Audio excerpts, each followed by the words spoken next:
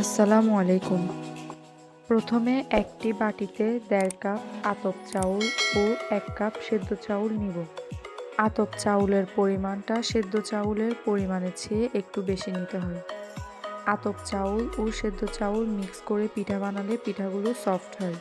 এখন ভালো করে ধুয়ে ব্লেন্ড করে নিব। অল্প পরিমাণ লবণ দিব।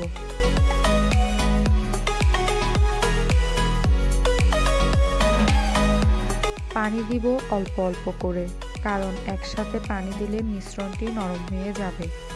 যদি দলা হয়ে আসে তাহলে বুঝতে হবে মিশ্রণটি পারফেক্ট হয়েছে।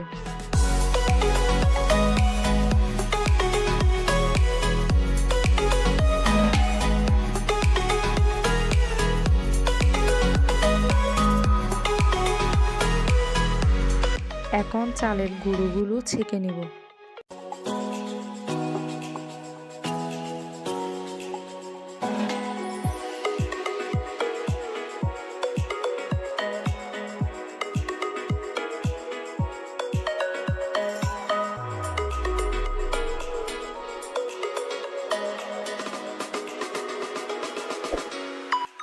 পিঠার ছাঁচে অল্প চালের গুঁড়ো দিয়ে মাঝখানে নারকেল কুড়ানো ও গুড় দিব। আবার উপরে চালের গুঁড়ো দিয়ে সমান করে দিব।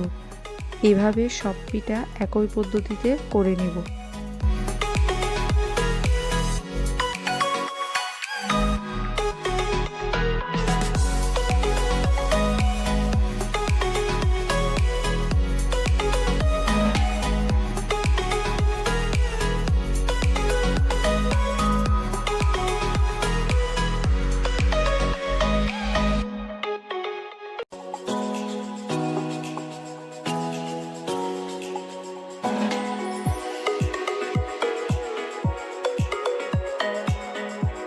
এখন চুলায় আগে থেকে বসানো পিঠার পাত্রে পানি দিয়ে পানিগুলো সেদ্ধ করে নিয়েছি।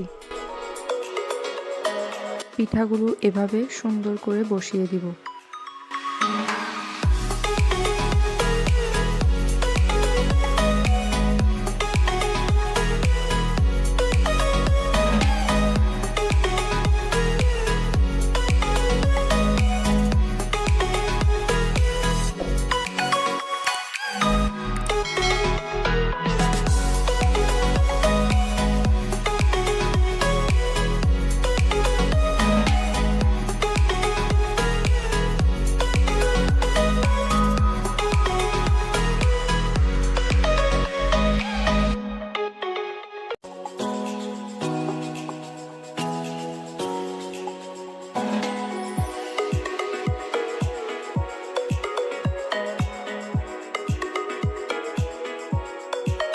হয়ে গেল তুলতুলে ভাপা পিঠা।